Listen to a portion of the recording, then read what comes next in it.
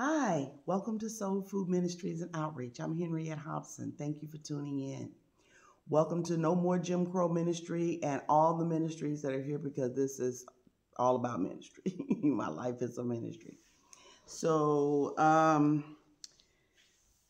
it's been a heck of a week for me. Some things I could share, some things I can't, but let me tell you, the enemy is on attack. When you are doing what it is that God gives you to do, you really have to stay alert and keep your emotions out of whatever it is that is going on in your life, and really stay focused. Being able to shut something down when it needs to be shut down. Not allowing, like I said, your emotions to get in the way of you doing what it is that you need to do for your best interest, because other people don't always, and most of the time they don't have your best interest at heart, whether it is family, strangers, friends, whatever. So, like I said, it's been a heck of a struggle for me this week. Made it through, of course, because I win all the time. I've won from the foundation of the world. We win as believers. We have won. Jesus won it for us. So it doesn't matter what the enemy comes up with. We are the victors. And you have to remember that when you are dealing with life, period. Your life in this earth is always going to be you're in the midst of the earth. You're in the midst of the demonic. We're in a demonic season, even when it comes down to this is October. This is the pinnacle of Satan, who he thinks he is, his worship, and all the whole Halloween situation. And so even though we are above and beyond whatever it is he's doing, we can't get, complacent in anything. You always have to stay, alert, watch as well as pray. Stay conscious of who you are. Not so much worrying about how evil he is, because his evil has been completely destroyed when it comes down to a born again believer and knowing, understanding, and activating and acting, living out your place in Christ.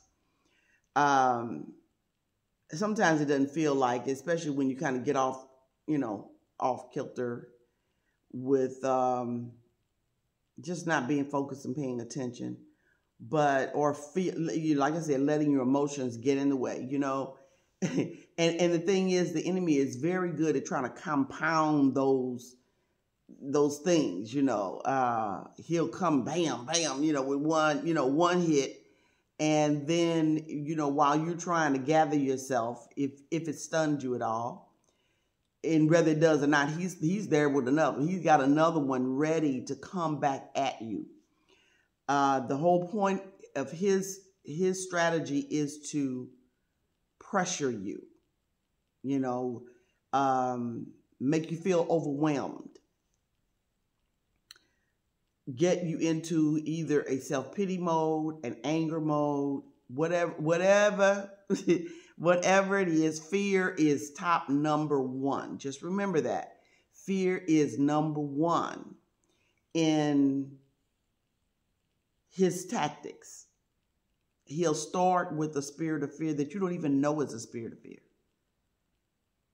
Today was something that I came pretty aware of. I guess it was yesterday, maybe even, that there was a spirit of fear going on. Now, I have, destroyed, along with, what Christ has done. I applied it and,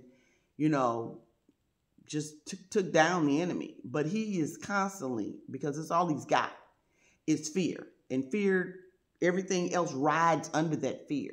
That's confusion, worry, your low self-esteem. All of that, you would think that it's not connected to fear, but everything is. So any weakness feeling at all, any intimidating situation. And so, after, some other things had kind of taken place, and I was, trying to regroup and get myself together with, getting past all whatever.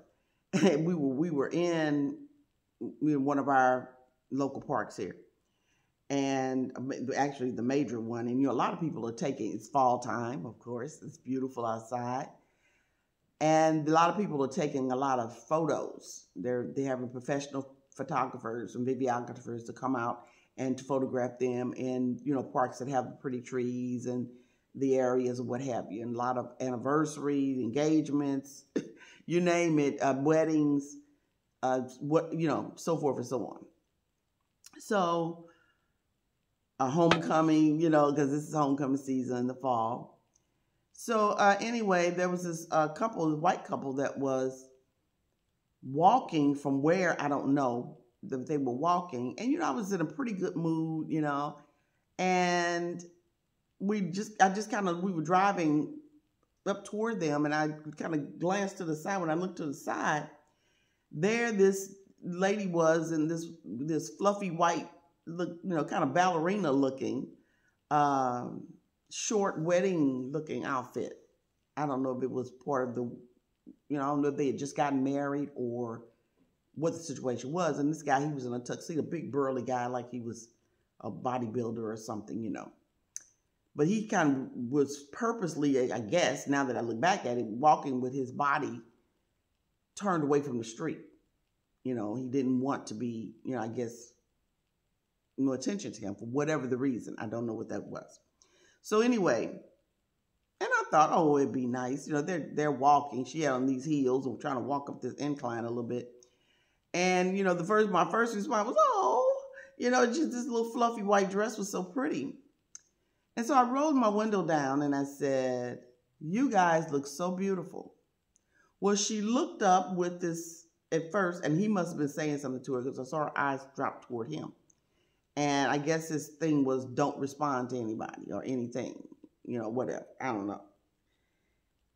So she looked at me I'm smiling, warm and, and she just turned away from me as if, that whole, oh, you're black kind of situation, Now it might have been he just told her whatever, but, it threw me, it kind of hit me. I already had been wounded, and it really hit me, with offense.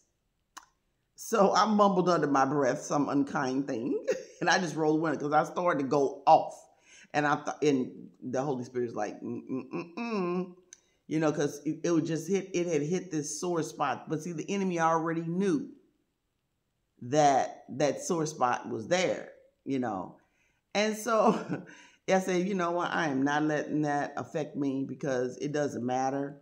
They don't have to respond to a stranger if they don't want to. I just took every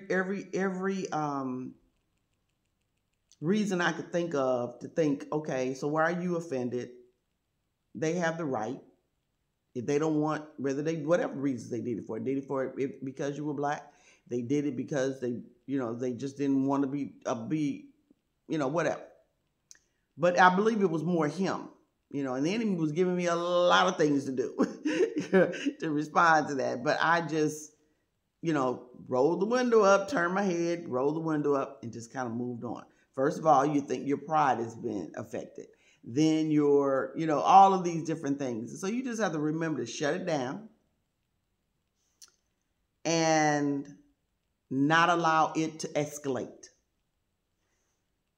Because the enemy is constantly throwing darts. Those are darts, those fiery darts, because he's trying to get you to an explosive state, as many times as often. He wants you to stay that way all the time. I mean, it doesn't matter if it's middle of the night, early in the morning, afternoon, evening, whatever. And so, just a reminder, first of all, that the enemy is evil and he is always out to try and cause discord in your life.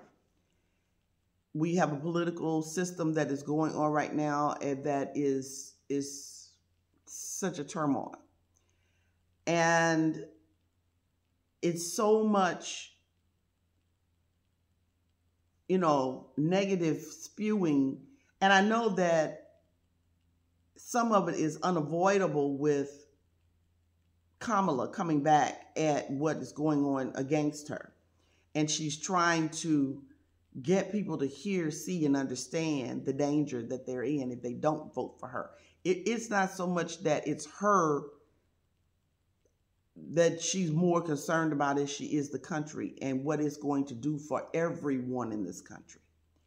But she is the candidate, so she needs for the vote to come to her. And I'm not saying she's a perfect person and she's not, but I'm saying that I believe, and that's my choice of belief. And what I'm hearing and all the evidence that I'm getting is that, she really cares about the country and what's going on with all of us Americans in it. Of course, Donald Trump does not. There was a new video interview that came out. I can't think of the name of the program. A black young lady with short, kind of blondish hair, kind of reddish sometimes. Sometimes it's a natural state, sometimes it's straight.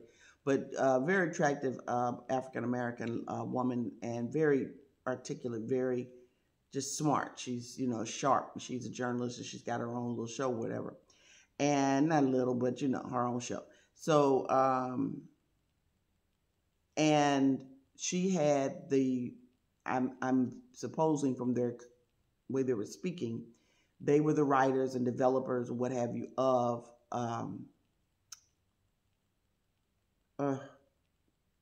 it's leaving me right now, but the show that Donald Trump was on. It's right there. Anyway, it's not, something else keeps coming to mind. But anyway, that he is so popular for, and they brought out, he said, I hope it's not too late. Well, it's too late. You need to have done this way before he even became president. The first, when he got in. And while he was, but see, everybody had too many hopes in him. But they knew this, we had a loser and we took him and we painted him and promoted him as someone that he was not. And that we knew all along he was a horrible person. But I'm glad that at least that they did come out. And they were saying how he wanted it to be a racial thing, black against white. And they said, no, we're not doing that. And try to think that he was going to, they would probably have to sabotage the black business, and so he could, fire him, and you're fired. I forget the name of this. You know what I'm talking about. And they refused to do it, which I am grateful to God that didn't happen, because we have some very savvy, business people in the black community that are, billionaires, millionaires, multimillionaires, extremely intelligent, smart, genius-minded people and creative-minded people.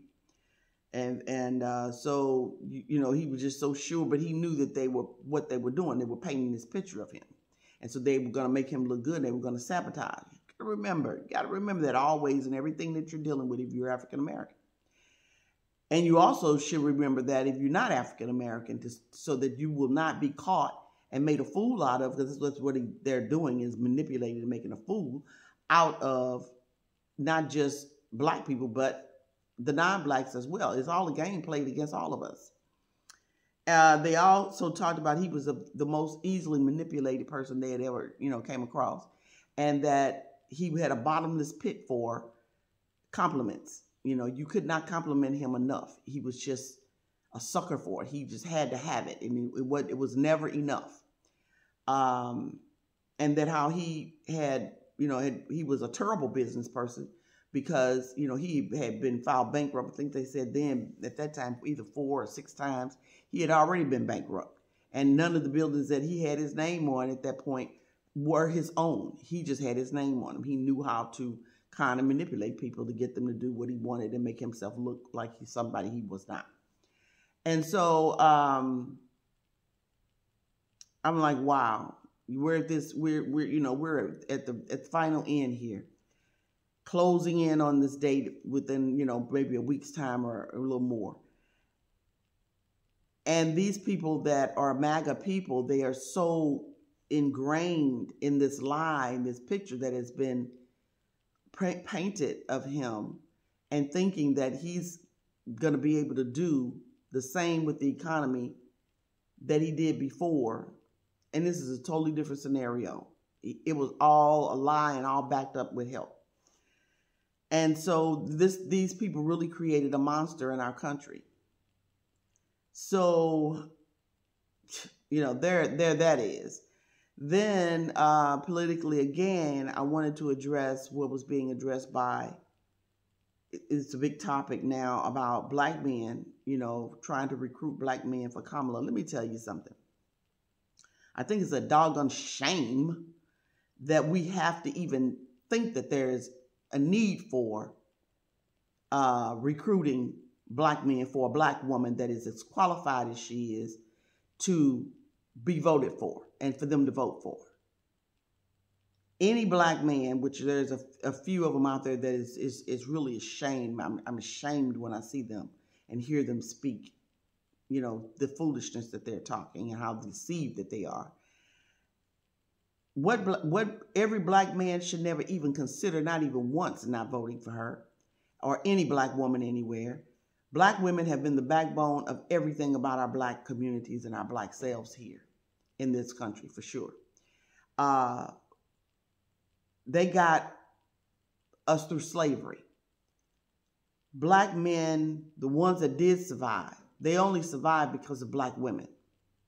Black women had to take all of the abuse because black men couldn't say anything or do anything to defend their women, or they would be killed. Or some of them tried, but for the most part, if you wanted to stay healthy and be able to be there for whatever family that you had, black family that you had, whether they were mixed or not, or whatever was going on. I mean, black women had to be raped by the black masters and his friends and sons and, even probably daughters. I mean, it's a sick world, sick people. Passed around, the word traffic doesn't even, and then have to come home and please her husband as well, and be, all the trauma, the PTSD, and all of the mental anguish and pain and suffering that she had to go through she had to go whenever she was called by the white master and anybody else that he decided to have access to foremans and the overseers or what have you that would use these women and their daughters and young girls, babies even, and their sons, not to mention their sons, and not to forget to mention their sons, that they were raping them as well. And you black men, to save your hide, we had to go and do it. We could not just say, I'm his and his alone. And so to keep you alive and have to swallow the fact that you could not defend us, listen, on every count, we're sneaking you food. This slavery and after. Then when they decided that it was in welfare, giving us money or whatever to try to not starve to death, because they have put us in a starvation situation and redlined us in the slums, projects, and all of the horror that they created, and then look like, they're trying to solve something when they're never trying to solve it, really. And they will shoot down, kill, or, destroy in any way possible anyone that would try to stop it. We couldn't have any decent clothes or television or iron or anything that welfare system that would take the welfare money back. And our kids couldn't eat. And the men would just be out, back and forth. Have to duck and hide. We had to make things happen in order for to have anything. They didn't want to give our men jobs. So we had to be the ticket in order. Don't even think about trying to vote for Donald Trump or anybody else when you got a black woman on board that has the integrity. There's some with no integrity that have gotten opportunities and they've ruined it. But Kamala is a different woman. Until she proves herself beyond the integrity that I see and the Christian faith and love that she has, I'm sticking with her. She's got to prove herself to be something else after she's elected. Every black person should be on board. I'm going to tell you, every white person should be on board, and Asian and Jew, Mexican, whatever, should be anybody in this country. Haitian, everybody that's here. French, Europeans, Africans, Australians, New Zealanders, whatever. Because when he gets it, if he were to get in, just giving you a hypothetical, because he's not getting in, we're going to vote her in. And we didn't pray her in. But you got to go out and put that prayer into action in the natural, in a vote for her. And but Donald Trump wants to take away he wants to change the Constitution, period. Make white supreme, him a dictator. So really, white supremacy means nothing when it comes down to him being a dictator, because a dictator doesn't care about anybody. White, black, green, purple, yellow, whatever. And when he shuts down, would shut down Social Security, health care, and everything, education, all the things that he's planning on doing, and taking all the money for himself, okay? Everything's going to him. And let me tell you, you can forget it if you think he's not going to take Social Security away from white folks. It's just going to take it away from, don't even think so. He's taking it away from everybody. Everyone isn't going to be involved in that.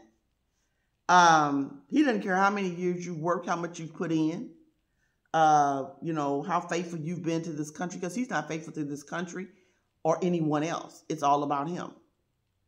And he's even detrimental to himself, to tell you the truth. So, this whole black man not wanting to vote for Kamala, are you kidding me? That's craziness. That is just absurd. There is no way, no black man should be trying to be a Republican, what Republicans are today. And I don't care how far back you want to go and try to claim Republican. It is not the same Republican that it was before we were thrown over into the Democrat system, Democrat Party. Everything has changed. And you're trying to get in it because you got a little money or whatever you think. That's just being deceived and foolish. So there it is.